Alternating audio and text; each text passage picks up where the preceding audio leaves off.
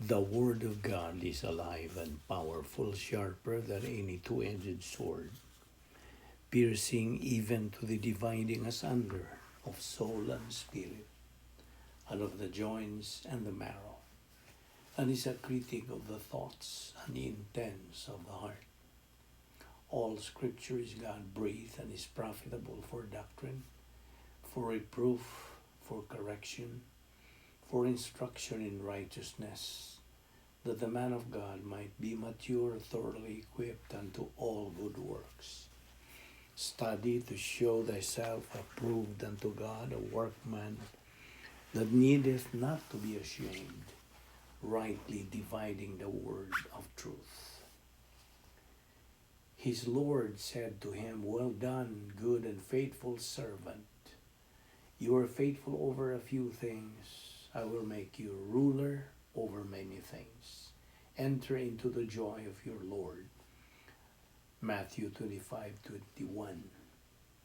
These things I have spoken to you, that my joy may remain in you, and that your joy may be full. This is my commandment, that you love one another as I have loved you. John 15:11-12. Let all those rejoice who put their trust in you. Let them ever shout for joy because you defend them. Let those also who love your name be joyful in you. For you, O Lord, will bless the righteous. With favor you will surround him as with a shield. Psalm 5:11-12. A merry heart makes a cheerful countenance, but by sorrow of the heart the spirit is broken. Proverbs 15:13. God has not given us a spirit of fear, but of power and of love and of a sound mind. 2 Timothy 1:7. The kingdom of God is not eating and drinking, but righteousness and peace and joy in the Holy Spirit. For he who serves Christ in these things is acceptable to God and approved by men. Romans 14:17-18. Nevertheless, do not rejoice in this, that the spirits are subject to you, but rather rejoice because your names are written in heaven.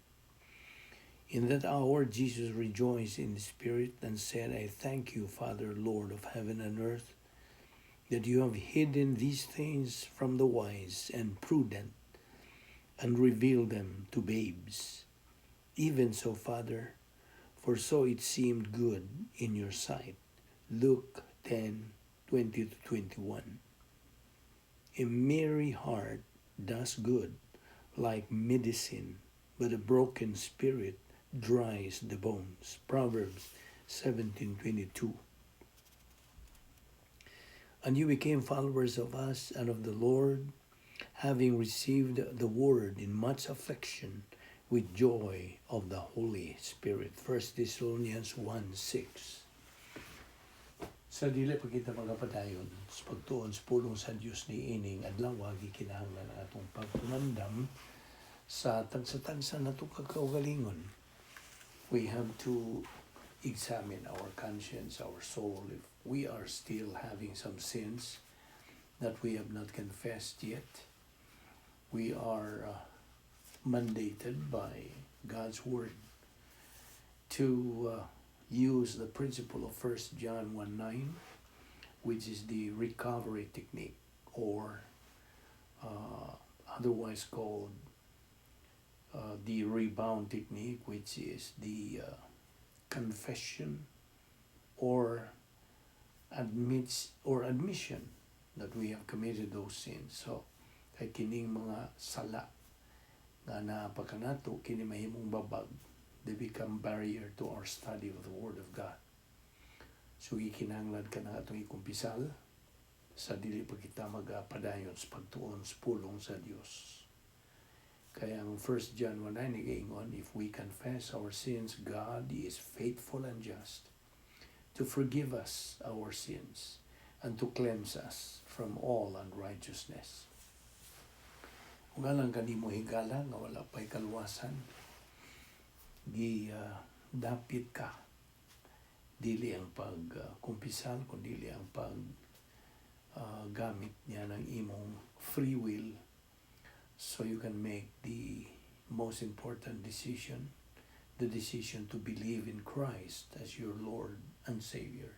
Human mo buhata ka na, ikaw andam na sa pagsalmot, ini atong adlaw-adlaw nga pagtuon sa pulong sa Dios. Busa sa hilom, magandam tas tong kaugalingon. Let us pray. Balaan na mo nga Diyos, nagapasalamat kami kanimo sa imong pagdala ka namo.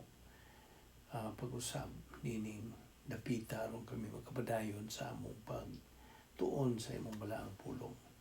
Salamat o Diyos sa kinabuhi ng imong panghilugwayan. Ipabuhi mo pa kami. Nagaginawa pa kami o gaskil pa ang among panglawas. So, napag kami kalantip sa among panganahon, kining tanan gumikan lang sa imong kaluoy, sa imong gugma, sa imong grasya. Bani kami ni among pag-abuhaton nga pagtuon sa imong pulong. Salamat ni among Bible study to the YouTube under the Balbido Evangelistic Ministry. Kining tanan na among gipasalamatan sa ngalan ni Ginoong Jesucristo among manluluwas. Amen. Maingad lang sa tanan, welcome na sa atong pagpadayon sa pagtuon sa pulong sa Dios. So, kaninyo nga mga bago, o pa'y pagsungay, then welcome kaninyo. Ang ako lang tambag, o yung sugyot kaninyo, mga magbaton ka mo sa bukas nga pangunahon. Just maintain and have that open mind. Kaya mawala ka ng pagiha nga ikaw matuluan sa Espiritu Santo, malamdagan ikaw, bahin ini nga itong pag-isgutan nga mga pulong sa Dios. Okay, niya pa kita magadupot sa atong tunanan nga giuluhan o problems in life, mga suliran sa kinabuhi. Una sa tanan, ang mga suliran dili gyud kaligayan, right? Samtang niya pa kita ni ining kalibutan na, mag-atubang ngayon kita mga suliran, labi na ka na itong mga magtutuo. Now, kung bahin sa mga suliran, they cannot also be solved kung dili kita magatuon. Dili na to katunan ang mga kasulbaran, ining mga suliran. So, kung balikon, nga mga suliran, dili kalikayan, they are inevitable, unavoidable, while we are still alive. So, if we have problems, then that means we are still alive. Natural. Ang mga solusyon are best understood when problems are defined. So, diyan sa balang kasulatan, kita mga magtutuo gimanduan, not to avoid or to choose not to have problems. Ang but pasabot, nga mo deny ka, imong ilimod. No, that should not be. It is important then to know the general concept sa mga problema. O nang gihatagan kita sa Diyos, iyang napulo ka mga paagi sa pagsulbad sa atong mga suliran. 10 problem-solving devices. Kung ato namang gihisgutan ang pipila ka mga punto sa doktrina bahin ini. Karon atong ipadayon atong gibiyaan kagahapon, may tungod niya itong mga listahan sa mga sala. Sala sa una-una, o sala sa dila, o sa buhat at tumantunggi lakbitan niya. Let's have a review, okay? Ato na sa ning labason sa itong panumduman kining 7 ka mga kategorya sa categorical problems. 7 categories of categorical problems. Now, ang nag-una gyud ini mo kining kanang distraction from self. Malinga kita tungod kanato, tungod sa ubang mga tao. So, malinga. We are distracted because of us, tungod sa atong pagkamapahitason o tungod sa uban nga mga katawan. So, mo ni nag-una ining 7 categories. Distraction from self and others. Ikaduha, fear and other emotional problems. Sama sa pagkataranta, kanang abuton ka og talaw, you see, mo naging talawan o hadlukan, taslakan, all of this mga synonym kinis mga binisaya. So, ang ikaduha mo ang fear and other emotional problems. Ay ikatulo, rejection. Rejection, problema man na. Kung ikaw salikway na, di nakatagdon sa imong mga higala o sa imong mga hinugugma mismo. Rejection, problema na. Ikaw upat, kamatayon o ang pagkamatay, problema. Right? Mo ni mga kategorya. O niya, ikalima, timing. Problema pa na. Problema po na sa atong sinati niini nga ang atong timing wa gyud matunong, you see. Dili timing, dili hustong pagkasibo sa timing sa Dios. Of course, ang iya sa Dios hingpit man, perfect. Mao na nga magtuon ta siyang pulong aron masuod nato ang Dios ug ang iyang timing. Sabton gyud nato. Mao ni kalima, problema. Ika-unom, ang mga saan versus integrity. Mga saan. Problema po na kung watay pagtuon sa pulong sa Dios. Ang mga saad sa Dios naaman. Gihanay man ang niya sa iyang mga pulong. O ang atong integrity. Problema po din atong integrity kung wala lagi tayo padayon sa atong spiritual momentum. So, na ika-unom, ikapito, kini nang atong kinaiyang makasasala. O ang pagkabungkag na sa atong espirituanong pagkinabuhi. Kaya mo man ni magalawgaw sa atong pagkinabuhing Kristohanon, kini atong kinaiyang makasasala. Kini usas man nga mga dagkong kaaway nato ingon nga mga Kristohanon. Ang tulog yun nag-una ng mga kaaway nato ingon nga mga Kristohanon mo ang kalibutan, ang sistema ba ining kalibutan na kay iya man ni Satanas nga gidumala kini nga tong gipuy ang kalibutan.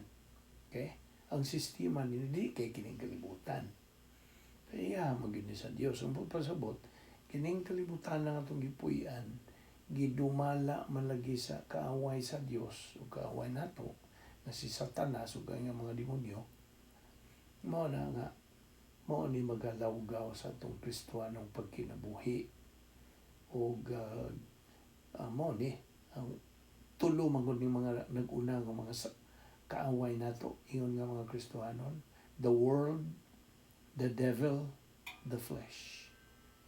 Ayaw na nagkalinti. The world, ang sistema lagi. Ang kalibutan na, iyang Satanas. The devil, ang yawa. Nga mo ay nag-una na itong kaaway.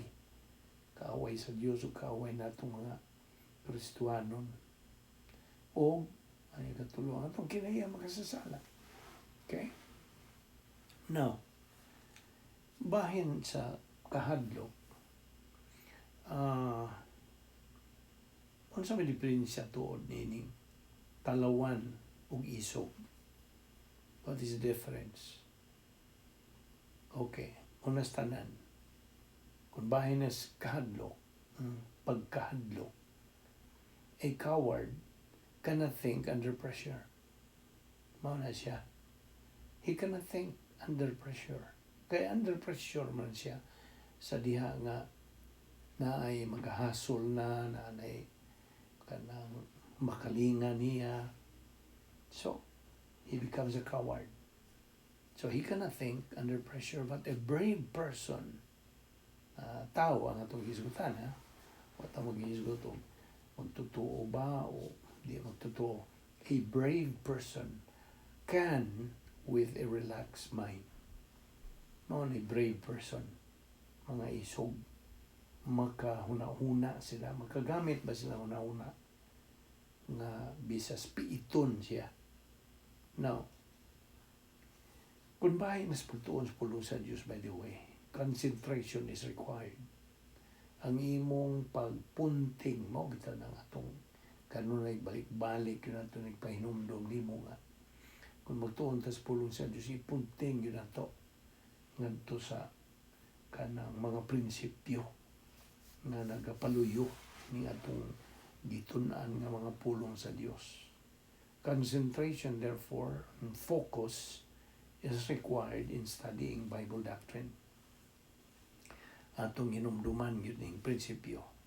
Okay? Ang kapaspason sa atong pagkat-on, kinahanglan mao'y mulabaw sa kapaspason sa atong pagkalimot. Sa English pagod, the rate of learning must exceed the rate of forgetting. Hinumdum ka ba diyan na nga atong kutlo ka na. We try to quote this as many times as possible, as often as we can. The rate of learning must exceed the rate of forgetting. So, mo na nga, ang kapaspason sa itong pagkatuon mo, ginay, labing mayroong kinahanglan mo na mulabaw kaysa kapaspason sa itong pagkalimot. Mo na nga, ang method sa itong pagtuon mo, ang inculcation, sinilsilay.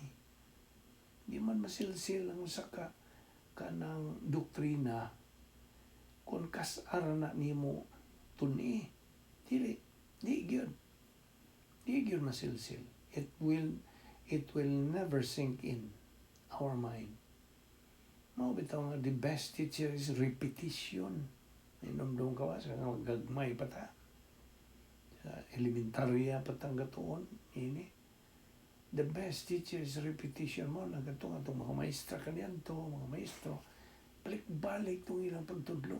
Gusto? Aron di na yun makalimtan mo, manituyo. Maupod ninining atong pagtuon sa pulong sa Diyos. Pabalik-balik, subli-subli. So, hangtod nga, di na yun na makalimtan mo. Kaya balik-balik ko na. Mga nga bahala na mo dihang moingon nga balik-balik man sila ipuan ako nanara na nimo. It's a matter of choice. Di ba mo na prinsipyo ka itong baruganan apan wa mapipug sanay isa may kapugos di po di gani magkapugos ang Diyos kita pa ba no na nga anaara mas imong pagpili o bitong giyatagan ta sa Diyos kaugalingong kabubuton mo free will aron ipagamit na niya. You see? Ang pait lang kundi ka mo gamit. Namon na, samot na. Gitagaan ta sa Diyos og hingpit nga kagawasan. You see? Total freedom. Upon with that freedom goes responsibility. Prinsipyo po na sa pulong sa Diyos. Nang sige, tagbalik-balik nila. Okay? So, ako kagingon nga concentration and focus is required sa pagtuon sa pulong sa Diyos. So, ayaw na po di kalimti, kining maong prinsipyo, the rate of learning must exceed the rate of forgetting. Consistency in spiritual momentum. Ang sabot pasabot. Ikaw, kanang matinudanon yun. Okay? Consistent. matinudanon, makanunayon, masigihon, consistent in spiritual momentum. Kini itong gibuhat. This is the process of spiritual momentum. Buylo, pagbuylo ni, sabi ni Visayan pa. Ipabuylo ni nga itong pagkat-on, pagtuon o pagkat-on, pagtuo sa pulong sa Dios. Consistency in spiritual momentum, consistency in inculcation, consistency in metabolization, o ang paggamit sa pulong sa Dios. Consistent. Masubayon. I think that's the right Visayan word. Consistency in concentration is critical to a believer. Now, ayaw kalimti. Do not forget nga ang mga krisis o mga katalagman will just hit a believer instantly. Inom ka ba na hitabo ni Job sa Old Testament? Gikalitan lang si Job o muragod o nakurat yun siya ito. Kaya man sa usa ka adlaw lang nangamatay ang iyang napuo ka mga anak. Nagparte to sila o niya nangamatay. Mautong diyan ay miabot nga minsahiro nga niyor yang inas Job. One of the richest magito si Job nitong panahon na nila. Kinadatuan to siya. Niyor, may mga anak nga matay. Niya nakurat ba si Job? Natarantar ba si Job? Wala ba? Relax. Dihagyo siya relax mental attitude niya. Tungod kay diyan naman siya doktrina na magamit. You see? Mao na atong ihimplo nimo may tungod ni Job.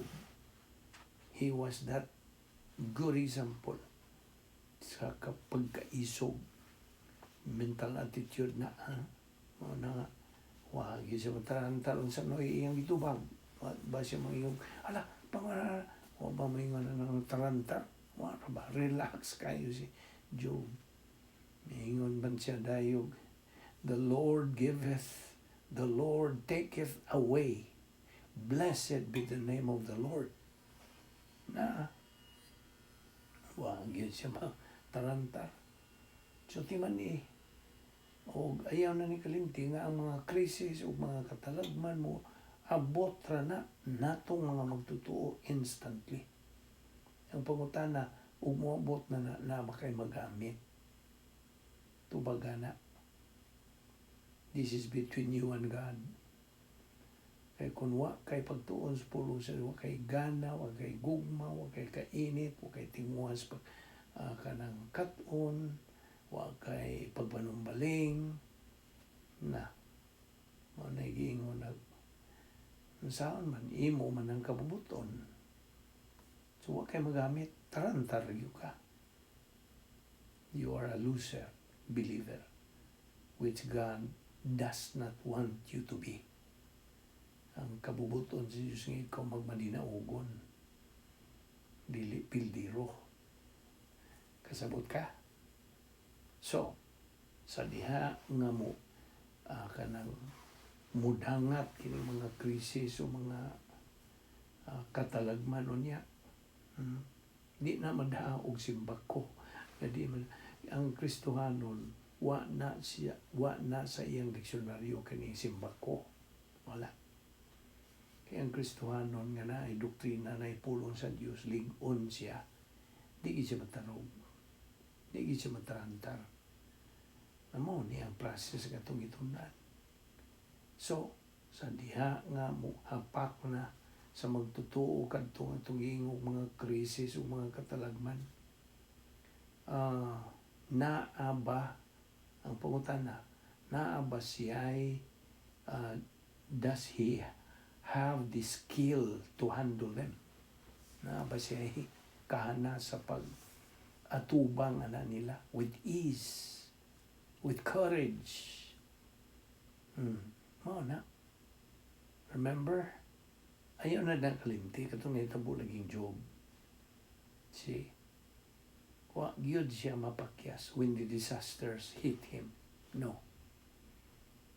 So, maun sa ito yung gingon. He bravely said, the Lord giveth, the Lord taketh away. Blessed be the name of the Lord. No, that's what God wants a believer to experience. Mao na iyang buot. Kabubuton na sa Dios. Na dili na ka makalanta, di ka mo experience, di ka mo sinatig mga kanang kataranta. In fact, buot sa Dios nga ikaw madinaugon, maisugon, malig-on. Now, when disasters come, what we usually feel, usually, normal man na. Sa diha nga muhampak ang mga katalagban o mga, so himplo mga katalagban na himamatay sa pamilya. Himplo na. Mawadan kang trabaho. Mga na mga disaster na. Mahagba imong negosyo. Mga na. Magguba ang imong kalig-on sa imong pamilya, magkagubot. You see? Na imong tingaling anak nga nag-drugas na. Unsa na? Nga disadis na. Iba na disaster. So, when those disasters come, will hit you. Makaingon ka ba sama sa giingong Job? The Lord giveth, the Lord taketh away, blessed be the name of the Lord. Makaingon ka? No na. So when disasters come, natural kina mapanik ka sa bag-o pa. Apananay mo, unsa, imong hulbuton dayon ang doktrina nga angay gamiton para niya ng maong kanang pagsuway, kung pagsuway manggaling.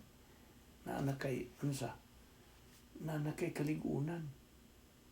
Daghan nga mga passages sa Biblia. There are a lot of biblical passages and verses that give you regarding this.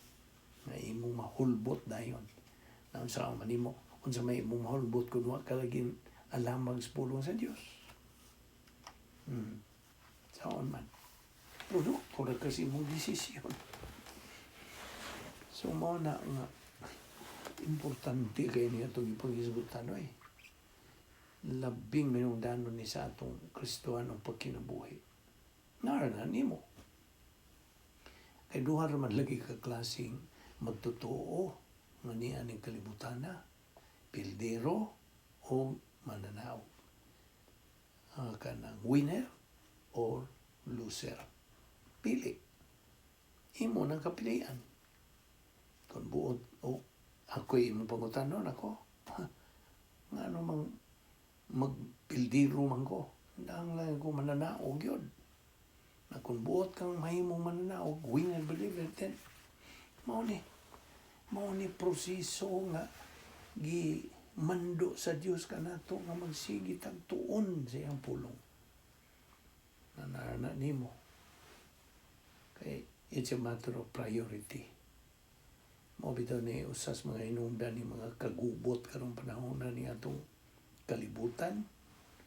Mao na wrong priorities sa mga katawan.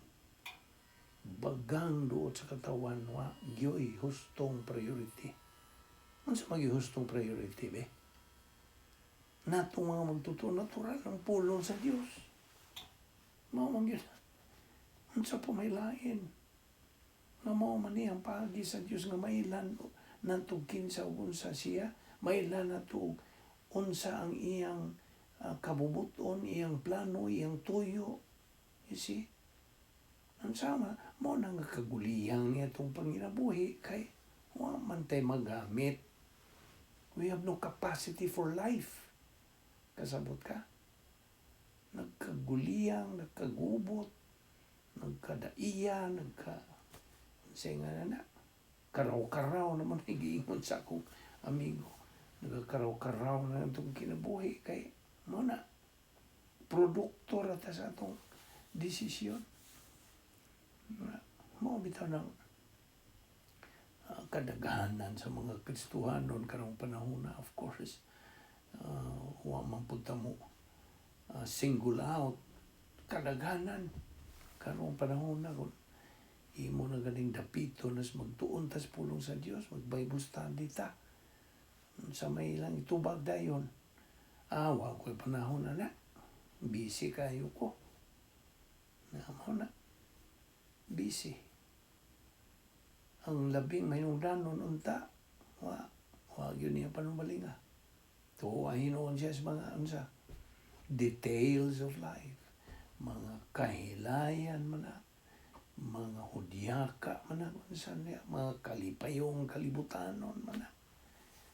Wrong priorities. Mawita ng ang mga dapit nga mga entertainment nga mga places diri sa Amerika. Disneyland, Universal, sa pa sa mga kadaghanan ng mga daghan kayo diri labi na diri sa LA. Mao na nga sige lang sila improve sa ilang mga entertainment nga mga negosyo. Puno mangilang mga tao kay ano man kasagaran sa mga tao ngadto dito mga waysod pasabot nga empty sa pulong sa Dios. Way kamatuoran, puro sa gyud mga kalibutanon. Ato bitaw nang gihatag ang emphasia nimo nga way makalupig sa pulong sa Dios nining kalibutana in the whole universe.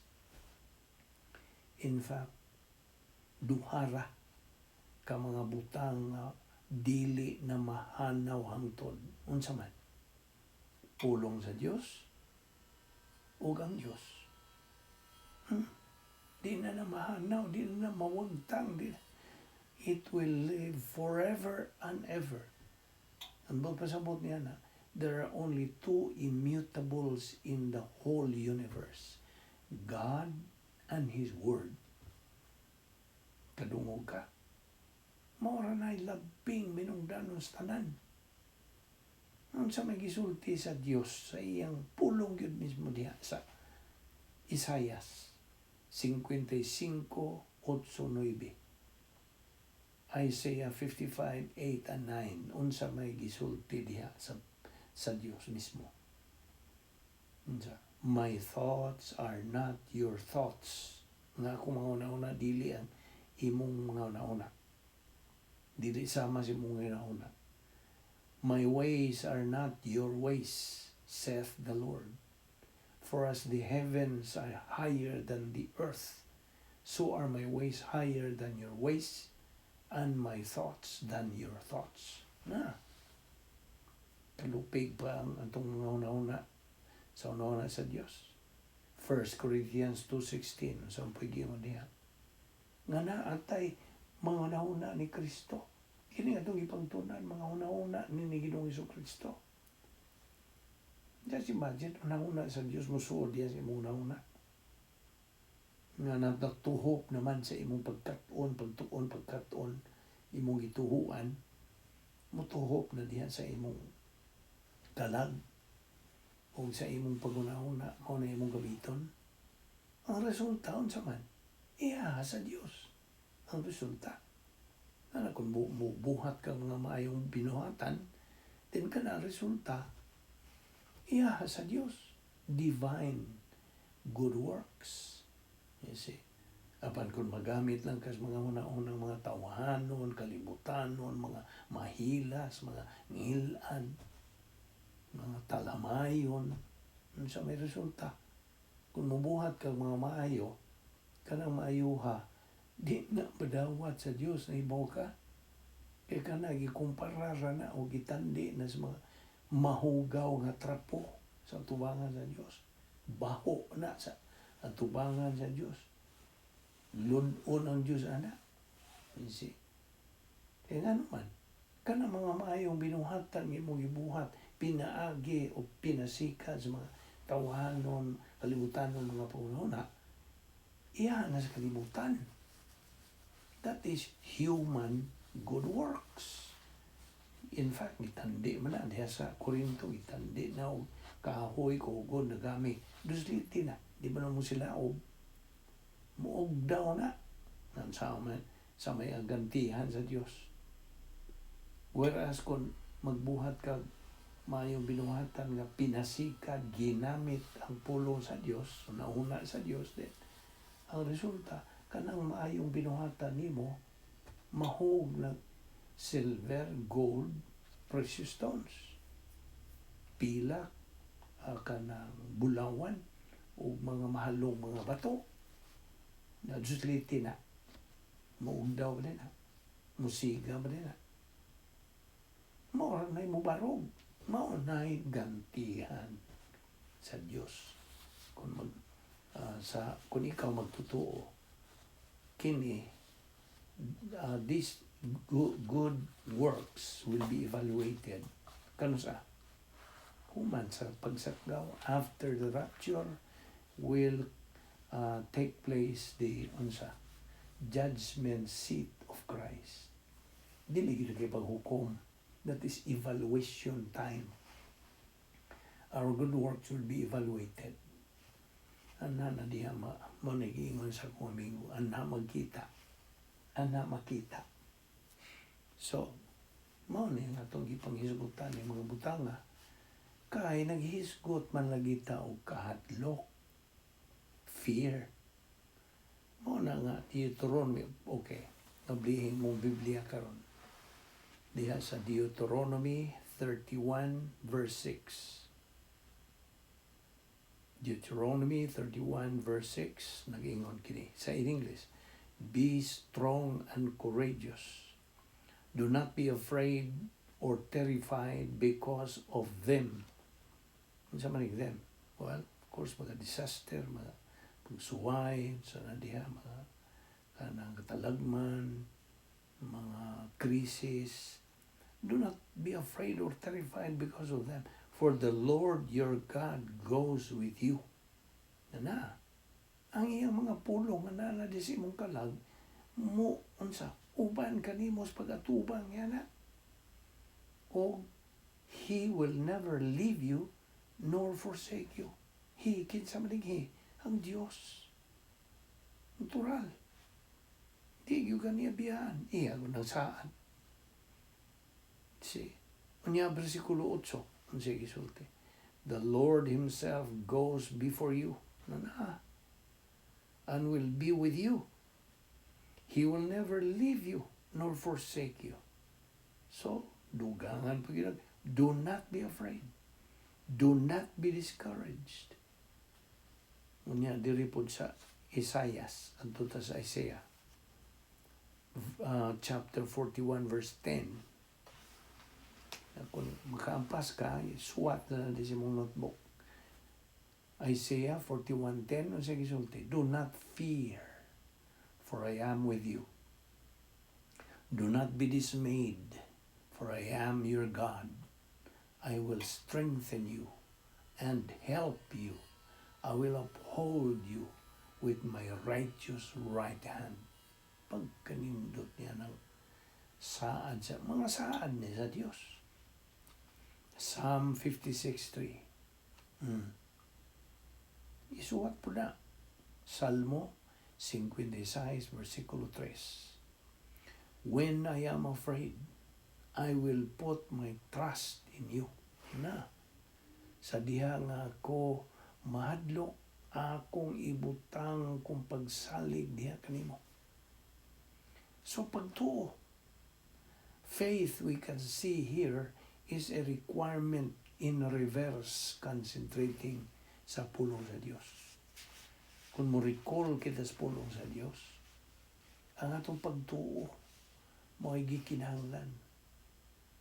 Na unsa may gisulti sa Diyos sa iyang pulong. If God is with us, who can be against us? Na, kinsa po may bato ka nato, kung na nato ang Diyos. If God is with us na, Siya anak ka na to. Diba, ang kakita mga magtutuo na managapuyo ang Diyos. In fact, the members of the Godhead, niya sa atong lawas. Nagapuyo. Know you not that your body is the temple of the Holy Spirit? Who is the Holy Spirit? Di ba? Diyos. Na nagapuyo sa atong lawas. Now, dito sa Exodus, dito sa karaang paghigsaan, daang paghigsaan, ang mga Hudyo the Jews saw Pharaoh soldiers. Problema to, di ba? Problema. Soliran to. But Moses saw the solution to the problem. Ang nakita ni Moises, mao ang solusyon sa problema. Apan ang mga Hudyo, ang ilang nakita, ang mga sundao man ni Paraon, problema. Mora to ilang gitanaw. So, kadtong mga Hudyo nitong panahon na mga biktima sila sa atong giingon, di padugay nga fear, panic, ploy. No to, mga biktim sila. Fear and faith are mutually exclusive. Mura rin lang tubig o lana na dili makasagol na. Okay?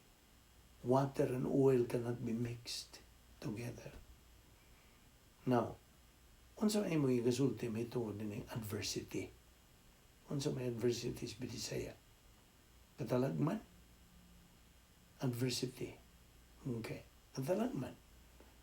Ang katalagman is outside pressure sa kinabuhi. Outside. Ito sa gawas. Apan ang stress, unsa may imong ihuban nining stress sa Bisaya. Ay nun lang na ito pagduot o pagpiit. Stress. Stress is the inside pressure of life. Now, unsa nining duha, nining katalagman o ang pagpiit, unsa may malikayan o dili kalikayan. Be, adversity or stress. Well, paminaw. Adversity is inevitable, dili kalikayan. Di man kalikayan ng mga katalagman. Apan ang stress is optional. Nagagad kung imong tugutan. Kasabot ka. So ang katalagman, dili kalikayan. Apan ang pagpiit, stress, optional, kapilian. Now, you see, ang matang magtotoo, kinahanglan should take the responsibility sa matag desisyon nga iyang himuon. Anya, ayaw na pod kalimti pod ning atong prinsipyo ng atong gituki. Anto naman ang gisgutan ba? Human solution is no solution. Only divine solution is the real and genuine solution. Prinsipyo po na. Now, so ayun may kalimti ha. Human solution. Tawhanong kasulbaran, dili yun kasulbaran. Ang tinuod, matuod, nga kasulbaran maura ang iyahang kasulbaran sa Diyos. Ayun na nakalimting prinsipyo. The next point we'll take up is the third categorical problem, which is rejection. Ang pagsalikway. Okay? So, sa akong gingon nimo nga, na ay panahon nga isalikway kasi mo mga higala, isalikway kasi mo mga hinigugma. Now, unsa may bation kung ikaw isalikway be? Isalikway, di nakatagdon, mura ba kagi, sa in English pa, you are ostracized. Di ka na, mura ba salibay na lang ka, sa daplin. So when you are rejected, what do you feel? Unsa man? Di ba? Ikaw mubati o kaluoy sa mga kaugalingon. Self-pity. Unya, you become depressed. Gusto? Sa pagbati ni mo kaluoy sa mong kaugalingon, ma-depress ka, murag hugno ba? Now, when we are rejected, that means somebody is rejecting us. Husta? Kung gisalikway ta, kana nagkaulugan, nga na ay nagsalikway na to. Now, in other words, na ay rejector o na apoy rejectee. Kasabot ka. Now, meaning, you are discarded, you are set aside, you are now excluded, you are eliminated. Mga synonym ni sila. So there is a problem in being rejected, right? Problema. Now, one who is rejected becomes stressed, napiit siya, and he feels jilted or dejected. Parehar mga synonym po na sila. Jilted. Now, this is destructive. Makaguba ni sa atong espirituhanong panginabuhi. But if a believer has personal love for God, na diha ang diferensya. Kung ang usa ka magtotoo, anaa siya niya ng personal love for God, dili na suliran alang kaniya. Kasabot ka? Di ra ba? Di na suliran eh. Kay kung mubati na siya o kanang sa likway, okay raman na niya. Kay kinsa may ang isaligan, tao ba di ay? O ang Diyos? Ang Diyos man. Napabi mo lambaw sa Diyos. Naman na. If he is rejected, so what? I'm not rejected by God. Tao raman. Unsa man ang tao. In other words, the believer needs to have Bible doctrine nga metabolized in order to avoid being affected when he is rejected in life. Samtag na. Okay? Ang buti pasabot nga, kung ang magtutuo, ana siya ay nagaling na nga pulong sa Diyos, makalikay siya niining nga maapektahan siya kung siya isalikway na sa kinabuhi. Now, in terms of rejection, there is a rejector and there is a rejectee. So, it's either ikaw may rejector or the rejectee. Now, whatever or wherever you are, unsa man na ng duha, the first thing that should be considered is the cause. Cause ba? Ang hinungdan niya ng pagsalikway. Kaya ang hinungdan mo ay suliran. The cause is the problem. Gusto? So when it comes to problems, you either use God's problem-solving devices or ang imong tawhanon nga problem-solving device. Pili gyapon. Maubitahon giingon nimo kanunay gyud nga all of life is decision making. Bisag unsa atong mga kalihukan ning kalibutan na mohimo gyud ang desisyon. All of life, tanan sa atong kinabuhi, all of life is decision making. Ato ning ipadayon ugma.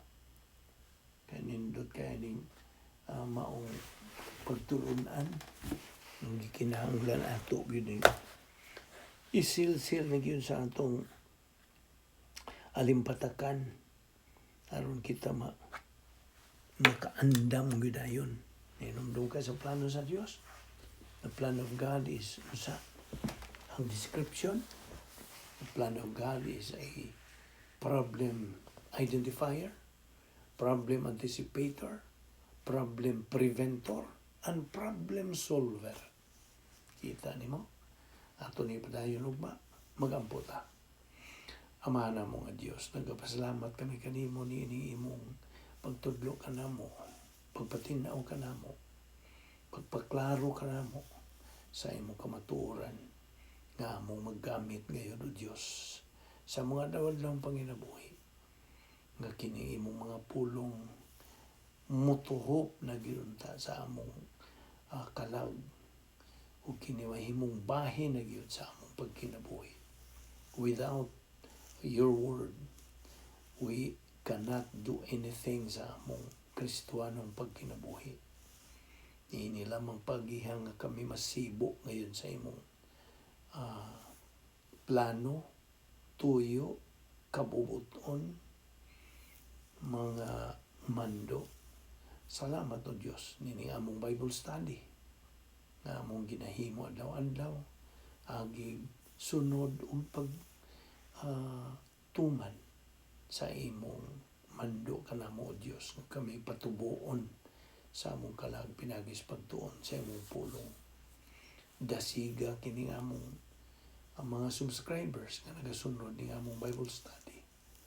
Nga unta sila magatubo usab hangtod makakabot kayod kaming tanan nga imong mga anak niya ng dapit niya ng level or stage of capacity for life. Katako sa pagkinabuhi nga mao naman kana ang stage of spiritual maturity. Mao kana nga among common goal. Kung di na kana namo muha sa among panumduman o Dios. Salamat nining tanan nga gibuhat timo sa among kinabuhi nga grasya. Salamat ni among Bible study through the YouTube ubo sa Balbido Evangelistic Ministry. Panalangin kini o Dios, gamita kini in a mighty way, sumala sa imong kamubuton. Kining tanan na magipasalamatan sa ngalan ni Ginoong Hesukristo. Amen.